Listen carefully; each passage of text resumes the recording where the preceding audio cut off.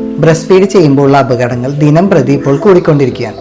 Breast feed ചെയ്യുമ്പോൾ എന്തെല്ലാം കാര്യങ്ങൾ ശ്രദ്ധിക്കണമെന്ന് നമുക്ക് നോക്കാം. First one, position of baby.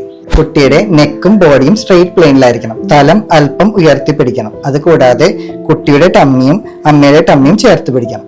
Second point, കുട്ടിയെ ഫീഡിങ് കഴിഞ്ഞ ഉടനെ കിടത്തരുത്. 50 to 20 മിനിറ്റ്സ് അപ്രൈറ്റ് പൊസിഷനിൽ പിടിച്ചതിന് ശേഷം മാത്രം കിടത്തുക. Third one, avoid forceful feeding. കുട്ടി കരയുകയോ ചുമയ്ക്കുകയോ ചെയ്യുന്ന സമയത്ത് ബ്രസ്റ്റ് ഫീഡിങ് ഒഴിവാക്കുക. ഫോർത്ത് വൺ, ഫീഡ് ചെയ്തതിന് ശേഷം ബർപ്പിംഗ് ചെയ്യുക.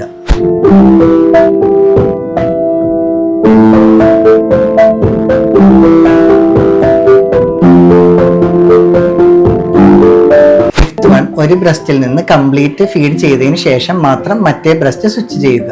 ലാസ്റ്റ് പോയിന്റ്, പ്രത്യേകമായി ശ്രദ്ധിക്കേണ്ട കാര്യം, കിടന്നുള്ള ബ്രസ്റ്റ് ഫീഡിങ് കഴിവതും ഒഴിവാക്കുക.